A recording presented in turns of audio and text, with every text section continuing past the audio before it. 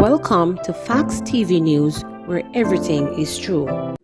Opposition says while glitches in new public sector compensation system expected, solution must be in place to reduce impacts on workers. Opposition spokesperson on finance Julian Robinson says while it is expected that there will be glitches in the new public sector compensation system, a solution must be in place to reduce the impacts on workers. The new system came into effect this week, but several public sector groups have complained that their December salaries are late. Mr. Robinson told reporters that while it is normal for challenges to occur at the start of the system's implementation, measures must take into effect to ensure that the issues are not prolonged. He pointed to the many public sector workers who might be impacted during the Christmas season. To be clear, yes, if you implemented a new system, you're going to have some glitches. The question is how many people are going to be affected, and then what is the resolution? So I have gotten reports from people who know based on the calculation they're going to be worse off, but nobody has told them definitively what the adjustment is going to be, when the adjustment is going to be, to bring them even back on par and ahead. So yes, people know there may be glitches, but where is the solution in place to resolve them and how long it will take? As you know, people would make plans at Christmas in terms of their own expenditure. And if these issues probably won't be resolved maybe until January or into February. So you're going to have people who will be disgruntled. Mentally ill St. Catherine man gets 2 years for manslaughter. A St. Catherine man who used a garden fork to kill another was given 2 years imprisonment in the St. Catherine Circuit Court. The accused is 31-year-old laborer Aaron Cole of Ridge Mountain, St. Catherine. He was sentenced by Justice Bertram Morrison on Monday. He was charged with the October 10, 2014 death of 52-year-old Kenneth Garden. The accused mother, the only eyewitness, dies before the accused was fit to stand trial. He was found guilty of manslaughter by Justice Morrison in the judge-alone trial. During the sentencing, Cole's mental health issue was pointed out by attorneys at law Donald Bryan and Abina Morris. The court heard that on the day of the murder, there was a disagreement between the accused and his mother, and Garden intervened. A physical tussle followed, and Cole used the garden fork to stab Garden in the neck. He was taken to hospital and died from his injuries 4 days later. The accused was arrested on suspicion of murder and was formally charged after the question and answer session. He made numerous court appearances but was found unfit to plea until recently. Tow truck driver dies after vehicle overturns in Sligoville.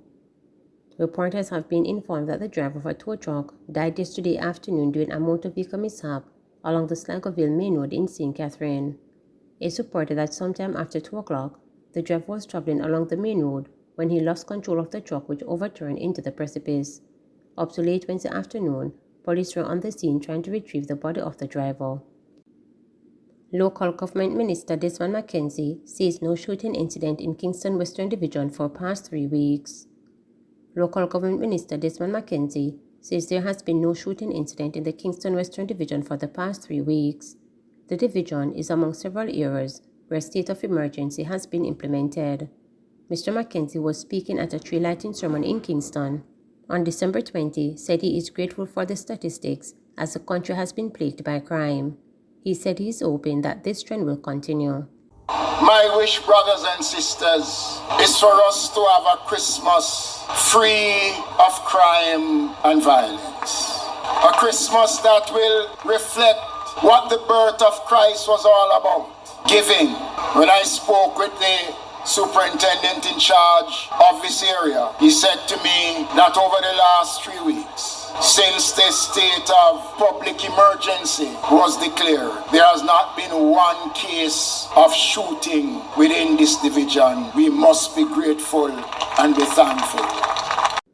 Charles Gard Market vendors staged brief but fire protests. Vendors protested in front of the St. James Municipal Corporation building on Wednesday and set fire to the road near the Charles Gard Market after being told that they were not allowed to sell their goods on the sidewalks just outside the facility. They had been allowed, they said, to pay $500 and sell in an organized manner on the sidewalks on Monday and Tuesday, and they wanted that arrangement to continue. Marcia Shakes was one of the indigent vendors who made their way to the local authorities' Union Street location. The parish council man them lined up on the sidewalk, not in the road, and we pay $500. We pay $500 Monday and we pay $500 Tuesday. This money will come out there to pay the $500, then come and say we go in at the market. She fumed. Other complaints that the municipal wardens were heavily-handed in their approach. After emerging from within the corporate building to face the disgruntled mob, Mayor of Montego Bay Leroy Williams stressed that the council, in an effort to be lenient during the season, had allowed them to vent on the sidewalks for a few days. He stressed that this was never intended to be a long-term arrangement. I know it's the Christmas period, and I'm not saying that we're going to consider some leniency and allow you to come on the road, but it is going to be at specific days and at certain time, he told the vendors. He said there had been no plan to allow them to sell outside the market after Tuesday in an effort to appease the angry sellers. However, he promised that they will now be allowed to vend on the side of the road this Friday and Saturday, starting at noon. Some insisted that they need an earlier start time, but Williams would not relent. He did promise, however, that if they respect the parameters of the existing arrangement, he might consider adding additional days. He urged them to utilize the Charles Garden Market on the days not approved for vending outside. Agriculture Ministry taking more steps to address predator larceny. Agriculture Minister Pernell Charles Jr. says come next year, submissions will be made to Cabinet for funding of programs to further address predator larceny. He has dismissed suggestions that his ministry is not acting on behalf of the farmers who lost approximately $6 billion to theft annually. Mr. Charles said the ministry is acting and is focused on building out a framework for the projects, such as implementation of agricultural wardens under a pilot program. He said this and other programs are being finalized for submission to Cabinet very early next year to determine whether they will get the necessary support and allocations. In the interim, Mr. Charles said more farmers need to implement measures to protect their properties.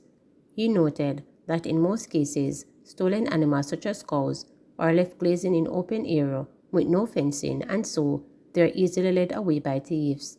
It's not a situation where somebody comes and picks up 50 cows and put them into a truck. No, they're just leading them away and then doing what they need to do. Do have scenarios where people will tear down fences and go into them, but the percentage is minimal when compared to others, he argued. He was speaking with reporters on Wednesday. KFC donates 1,300 meals to Food for the Poor. Restaurants of Jamaica, ROJ, is spreading holiday cheer this Christmas through the donation of 1,300 KFC meals to Food for the Poor FFP Angels of Hope initiative. The donation was made through the KFC Ad Hope program, and over 500 wards of the states and caregivers at 24 children's homes island-wide will benefit from KFC Ad Hope's meal donations. Christmas is a special time to celebrate with family, friends, and community. During this period, we focus on spreading joy, unity, and hope to those who need it the most. It is our third consecutive year supporting Angels of Hope Children's Homes Christmas activities, but not the last for KFC, said ROJ branch manager Mr. Rupo.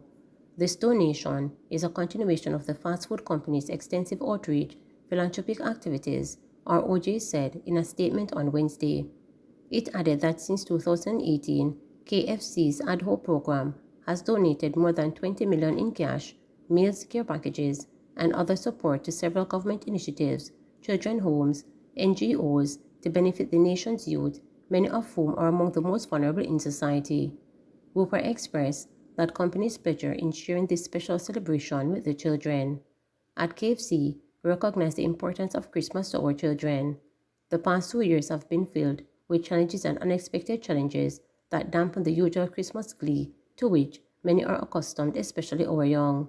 We are delighted and proud to partner with Food for the Poor once again in our continued effort to give back to the communities we serve, he said.